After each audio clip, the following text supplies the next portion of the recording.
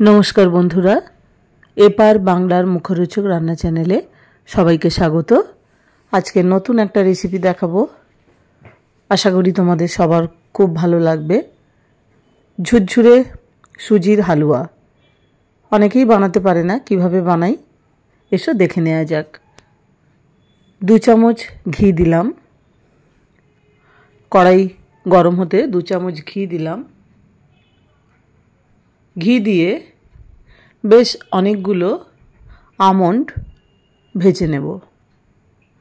आमंडेर साथे कयेकटा काजुओ देब, काजू बादाम आमंड एकसाथे। हालका लाल रंग धरले आरेकटा जिनिस मेशाबो, सेटा हलो किशमिश। 2-4 बार एभाবে नेड़े निते होबे। और एखाने प्रधान शर्त हलो प्रथम थेके शेष अब्दि गैस एकेबारे लो थाकबे, मीडियाम होबे ना, हाई होबे ना, लो थेकेई पुरो रान्नाटा शुरू होबे, लोते रेखेई रान्नाटा शेष होबे।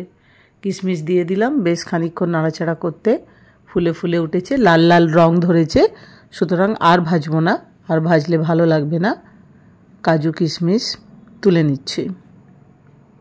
तुले निये 3টে ছোট এলাচ फाटिয়ে फोड़न दिलाम।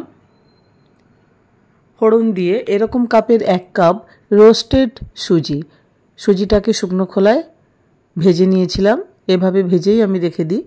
অনেকে করার আগে ভাজে, কিন্তু আমার এটা ভাজা ছিল, সে কারণে আর দেখালাম না। এটা रोस्टेड সুজি 1 কাপ দিয়ে দিলাম। মাপটা এরকম রাখলে ঝুরঝুরে অবশ্যই হবে। খেয়াল রেখো কিভাবে প্রত্যেকটা জিনিস মাপে মাপে দিচ্ছি।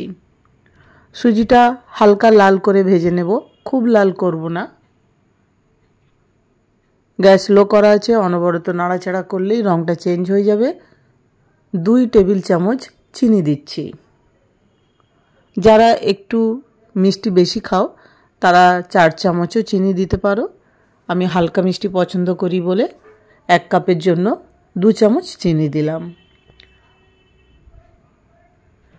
চিনি সুজির সাথে নাড়তে নাড়তে সুজিটা হালকা ফুলে উঠবে, চিনিটা গলতে শুরু করবে। এভাবে বেশ খানিকক্ষণ নাড়াচাড়া করে নিতে হবে। তারপরে দেখো 1 কাপ সুজির জন্য 1 কাপ কিভাবে মাপটা দিচ্ছি দেখো। 1 কাপ দুধ, উষম গরম ছিল দুধটা, জাফরান ভিজিয়ে রেখেছিলাম। তারপরে হাফ কাপের একটু বেশি, মোটামুটি 1.5 কাপ, কারণ প্রথম কাপটা পুরো মাথায় মাথায় ছিল না। মোটামুটি 1 কাপের জন্য 1.5 কাপ দুধ, যেটা জাফরান দিয়ে ভেজানো ছিল সেই দুধটা দিয়ে দিলাম। দিয়ে অনবরত নাড়াচাড়া করতে হবে, ওপর নিচ করতে হবে আর ছড়িয়ে ছড়িয়ে দিতে হবে।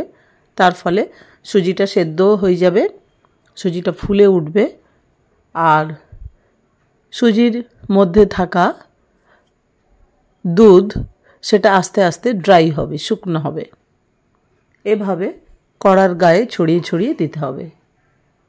মিষ্টি জিনিসে একটু নুন না দিলে মিষ্টিটা প্রমিনেন্ট হয় না। হালকা একটুখানি 1 চিমটি লবণ মেশালাম।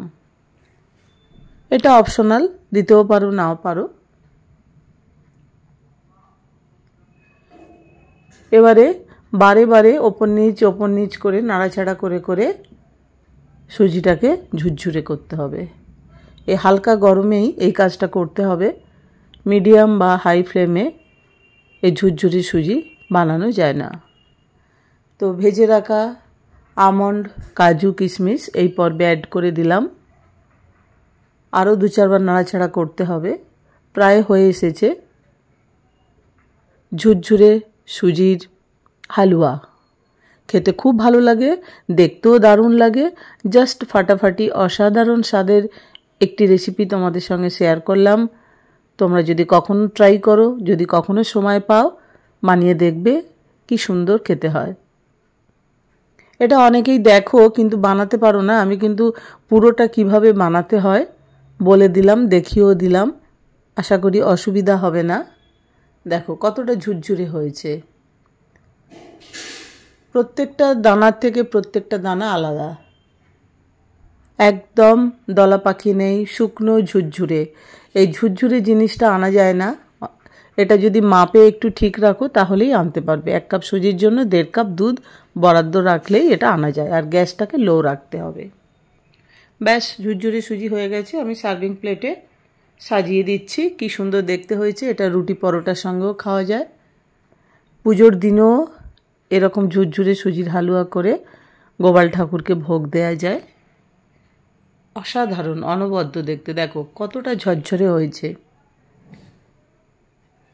বন্ধুরা, এই ভিডিওটা যদি ভালো লাগে তোমরা লাইক, শেয়ার, কমেন্টস করো।